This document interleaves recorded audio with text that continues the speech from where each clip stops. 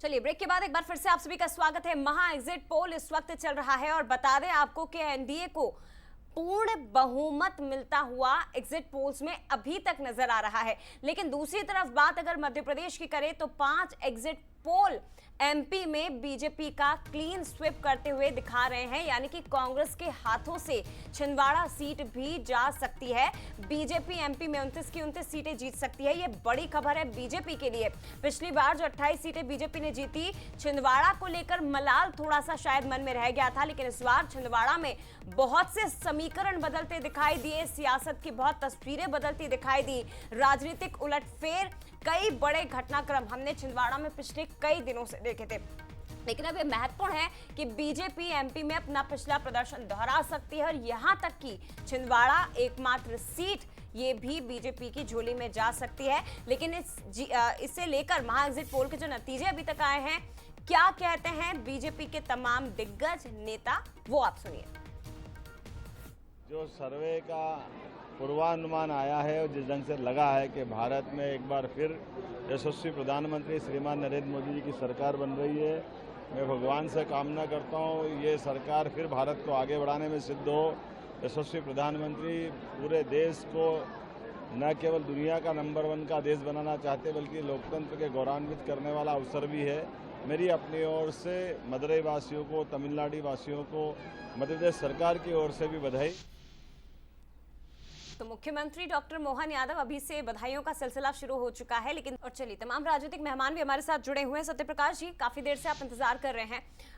छत्तीसगढ़ के साथ साथ मध्य प्रदेश और देश को लेकर भी आपसे थोड़ी सी चर्चा इसलिए बहुत महत्वपूर्ण हो जाती है क्योंकि कल एक आंकड़ा कांग्रेस की तरफ से, इंडिया गठबंधन की तरफ से आया 295 प्लस का। अभी तक ऐसा कोई आंकड़ा आप लोगों ने रखा नहीं था, लेकिन कल बैठक हुई और उसके बाद 295 प्लस का आंकड़ा हमारे सामने रखा, जनता के सामने रखा।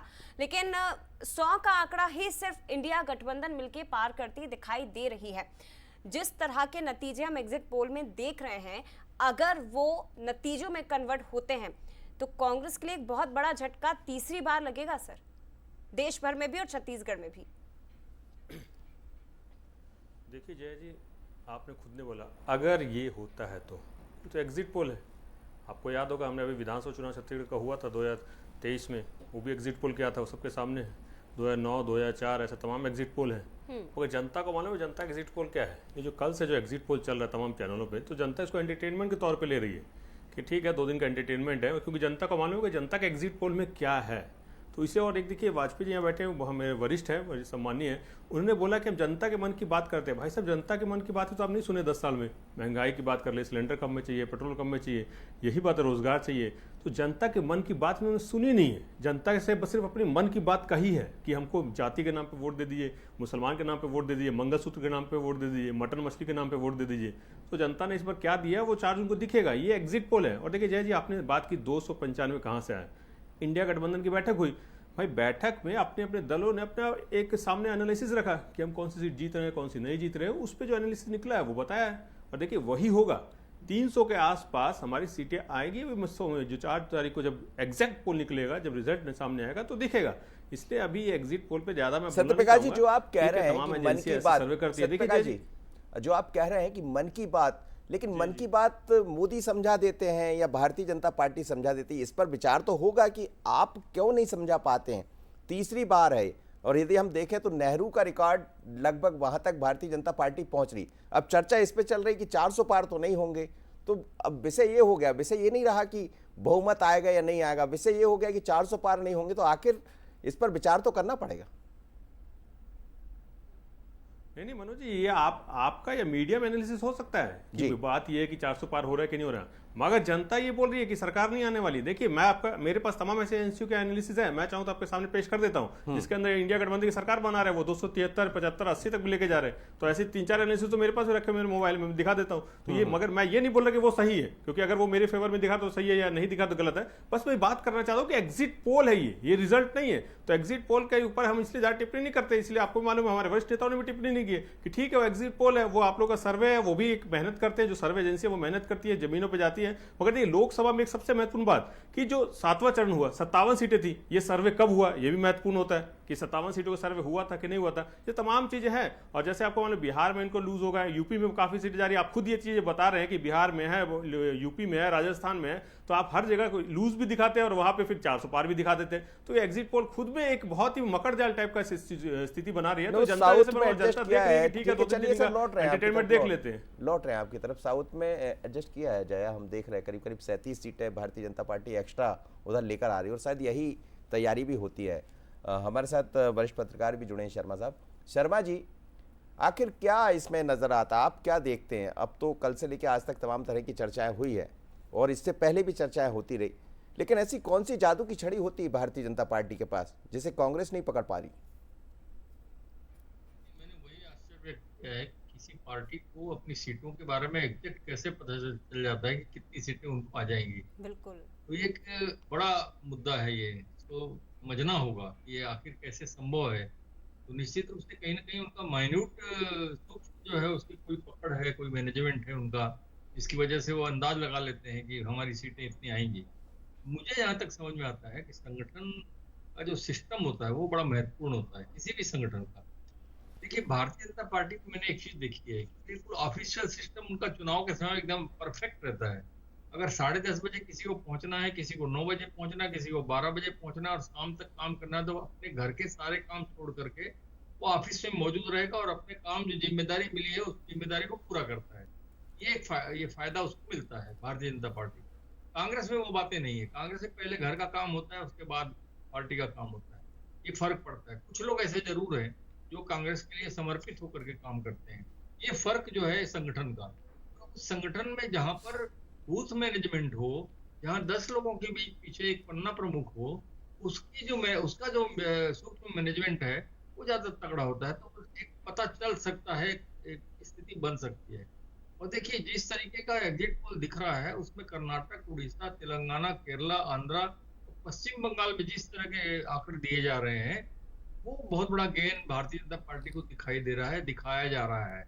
लेकिन अगर ये सत्य होता है तो इधर अगर कोई नुकसान होता भी है तो बराबरी में पहुंच जाएगा, क्योंकि वहां उनकी सीटें कम आती थी। तेलंगाना, आंध्रा में स्थिति जो है बदल रही है, ऐसा तमिलनाडु में बदल रही है, ऐसा कहना भारतीय जनता पार्टी का है और आंकड़ों का भी है जो आप लोग दे रहे हैं जी। एक डीबी न्यूज करके दिल्ली का चैनल है जो इसका उलट जो है, अकेला वो व्यक्ति है, चैनल है जो इसके उलट दे रहा है। वो दे रहा है 215 से 245 इंडिया को और 260 से 290 इंडिया को, और 28 से 48 जो है अदर्स को दे रहा है। तो कौन से सही होंगे कौन से नहीं, लेकिन पिछले लोकसभा चुनाव के एग्जिट पोल बाबूलाल जी, लेकिन सर एक काउंटर क्वेश्चन एक और है मेरा, उसके बाद हम वोटिंग परसेंटेज पे बात करेंगे। जो गणित हम समझने की कोशिश कर रहे हैं, क्योंकि दक्षिण से बीजेपी की सीटें बढ़ती दिखाई दे रही हैं, ओडिशा में भी, पश्चिम बंगाल से बीजेपी को फायदा होता दिखाई दे रहा है। अगर इसके उलट थोड़ी सी तस्वीरें आई तो बहुमत तक बीजेपी पहुंचेगी, लेकिन 400 पार क्या मुश्किल हो सकता है फिर पार्टी के लिए?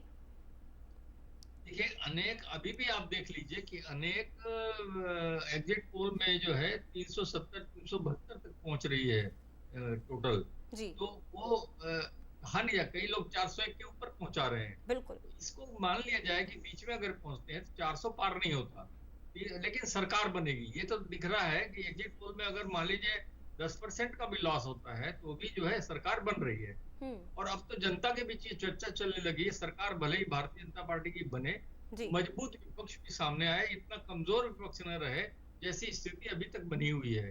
कम से कम कोई गलत काम अगर करने की मंशा सरकार की हो तो रोकने की स्थिति में विपक्ष रहे, ऐसा विपक्ष आया, तो ये चर्चा चलने लगी है। लोगों का कहना है कि भारतीय जनता पार्टी सरकार बनाएगी, निश्चित रूप से दिख रहा है, रंग दिख रहा है, लेकिन विपक्ष को भी इतना कमजोर नहीं होना चाहिए कि वो कुछ कर ही न पाए। बिल्कुल, विपक्ष की भूमिका भी बहुत महत्वपूर्ण हो जाती है। हितेश जी, जल्दी से सर, उसके बाद आगे बढ़ना है, बताइए सर। बिल्कुल जया जी, मैं आपको आज वादा करता हूं कि हम हर हाल में 400 पार जाएंगे। देखिए, आप एक फैक्टर को और कंसीडर नहीं कर रहे हैं। 40 से 45 सीटें जो अदर्स हैं, अदर्स में बहुत सारे हमारे समर्थक भी हैं जिनको हम ऑब्वियस रूप से समर्थन नहीं दे पाए, लेकिन वो चुनाव लड़े हैं। तो ये 40 से 45 की संख्या आ रही है जो एग्जिट में आ रही है आपके। तो मैं समझता हूं कि ये अदर्स इंडी गठबंधन के नहीं है, ये भी बहुत महत्वपूर्ण है। केवल एक तो उसको आप मतलब टीएमसी कांग्रेस से अलग लड़ी है, या पंजाब में कांग्रेस और आम आदमी पार्टी अलग लड़ी है, लेकिन वो अदर्स की कैटेगरी में नहीं लड़े हैं। तो ये बात भी बहुत समझने वाली है कि ये 40 से 45 की संख्या पर भी आप रखिए नजर कि ये कौन लोग हैं, तो आपको इसमें चाबी आगे का रास्ता दिखाई देगा, जिसकी ओर मैं कहने की कोशिश कर रहा हूँ। मतलब 400 पार करके रहेंगे आप। कुल मिलाकर वादा आपने कर दिया है सर कि 400 पार होने वाली है बीजेपी और एनडीए की सीटें। चलिए आगे बढ़ते हैं, मैं लौटूंगी आपके पास से, लेकिन वोटिंग परसेंटेज बहुत महत्वपूर्ण हो जाता है क्योंकि एमपी में बीजेपी 68% वोटिंग परसेंटेज का लक्ष्य लेकर चल रही थी। एमपी में बीजेपी का वोटिंग परसेंटेज बढ़ भी सकता है, एनडीए को 61% वोट मिलने का अनुमान है। इंडिया गठबंधन को 33% वोट मिलने की संभावना है। इधर बीएसपी की अगर बात करें तो 2% वोट उनके खाते में जा सकता है। 2019 में क्योंकि बीजेपी को 58% वोट परसेंटेज मिला था और कांग्रेस को 34.50% वोट मिला था, अब ये बढ़ चुका है। बीजेपी 68% वोटिंग परसेंटेज का जो लक्ष्य है वो लेकर इस चुनाव में, लोकसभा चुनाव में चल रही है। और विधानसभा चुनाव के समय भी हमने देखा 50% से ज्यादा का लक्ष्य जो बीजेपी लेकर चल रही थी, नतीजे उसी के आसपास आए थे। लेकिन ये महत्वपूर्ण खबर है बीजेपी के लिए कि सीटों के साथ साथ वोटिंग परसेंटेज भी बढ़ने का अनुमान है।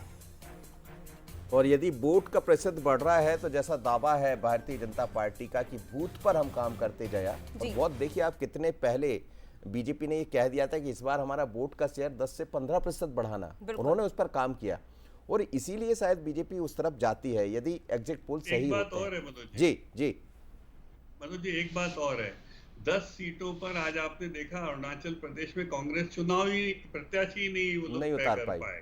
अरुणाचल जैसे प्रदेश में वो अंत तक नहीं तय, हमारे निर्विरोध जीते हैं। और ऐसे ही मध्य प्रदेश की 2 सीटें आपके सामने हैं, खजुराहो और इंदौर। तो ये एक भयानक मिसमैनेजमेंट रहा है और मैं समझ सकता हूं कि इस समय जो कांग्रेस में एक हाल है उसको डिफेंड करना भी बहुत कठिन है। चलिए बात कर लेते हैं सर, डिफेंड कैसे करेंगे समझ लेते हैं। जी